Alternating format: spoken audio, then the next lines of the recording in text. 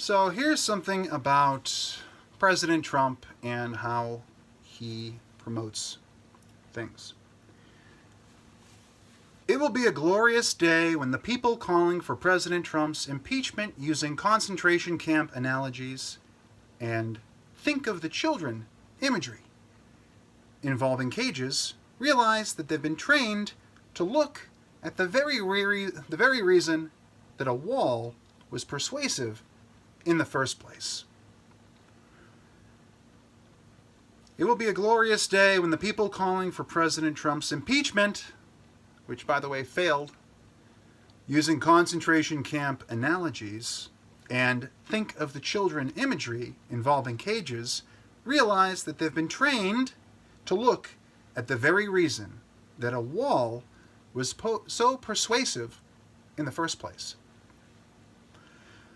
So I do wish for people to understand why and how publicity and persuasion work. I do have a video out now called All Bases Loaded that advocates for studying persuasion as part of understanding better the post-truth realm known as politics and beyond, understanding news and everything else as well. But when you talk about concentration camp analogies and think of the children imagery with cages, Trump wants us to look, when he talks about something, he wants us to look at it. So he talked about the wall. I didn't vote for President Trump, by the way. I voted for Jill Stein. But, and I have to say that because I think some people tend to go with ethos-based arguments. You know, they listen to people based on who they, voted for or what they believe in, versus logos, which would be the truth. The rational, science-based, physical truth, observable. So he got people to look at the wall. He got people to look at the border situation.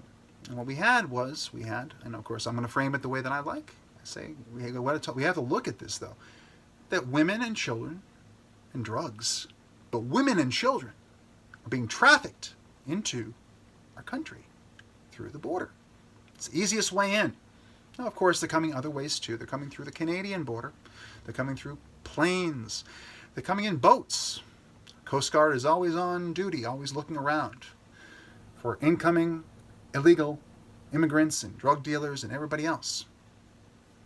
But he is getting us to look at these issues. It's not just build a wall, looking at using a race filter, build a wall because some of the people that are outside of our country that want to come in are another race. It's racist. That's not all the whole story. In fact, a lot of the people here illegally are not of any one given race or another. They're all different races, all different backgrounds, all different religions. It's not any one thing. So he gets us to look at the situation.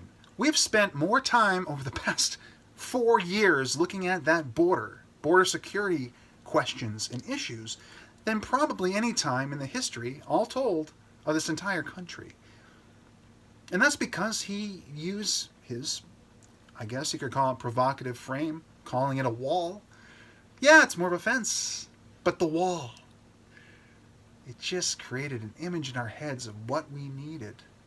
We needed to have better border security. Look at the border between Portugal and Spain. It's like a gauntlet. It's incredible. And meanwhile, we had 100,000 people crossing our border illegally, getting raped, getting killed, and undermining the people that are already here, the citizens that have paid taxes, that have paid blood, sweat, and tears into this country. But people were coming over and they were getting hurt. And some of them, the bad hombres, that means some of them, they might have been gang members, killers, and drug dealers. That's who he's talking about when he talks about the bad ones.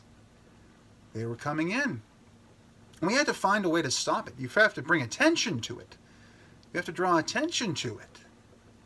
And you do that through persuasion, through provocation, through getting us to look in a certain direction. And then things happen. We've been trained to look at this situation so that we can help come to a solution. We can actually give our feedback on social media as to how to fix these things. And I think that, you see experts come out, you see subject matter experts, SMEs, as some call them, but you also see the citizens give their 2 cents as well. And so ultimately there's more information flowing around about border security than there ever has been before, period. And with all that information, of course, solutions come quicker. We got this beautiful wall that doesn't cover the whole border. It's not made of concrete. It's not a medieval style wall, but it's a see-through wall that has all the bells and whistles you can ask for. There's access at points of entry into the country where you can legally come in. Ports of entry. And so we've been trained to look at this reason that a wall was needed in the first place. Now, some of the people were against Trump, anti-Trumpers, Democrats. They were against Trump. They were against the wall. They thought it was xenophobic, otherist, racist, even sexist. Hell, throw that in there. Go ahead. But ultimately, if he hadn't brought that up, nobody would know that some of these children are being mistreated. Nobody would know that many of the children that come into this country that are supposedly with their families are really with traffickers. And if you keep those traffickers with those children, the children get abused. And that's not every one of them. There are families that come here. But even then, and here comes a little bit of judgment to close out our video today. If you're bringing a child from the relative safety of your home, or if you don't have a home, but if you bring them to a border of another country, that's not our fault as a country, or anybody's fault. Any border you come to, if you come to the border of Brazil, and you try to get through illegally, you're putting that's child endangerment. You're putting that child in danger. That's not the responsibility of the Brazilian or the Chilean or the United States or Mexican governments. People need to take personal responsibility. That's what we're saying.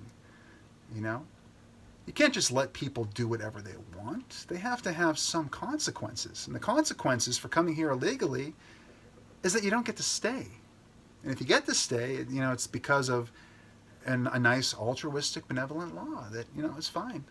DACA's fine. These are fine laws, but we can't incentivize people to do these dangerous things, especially with children.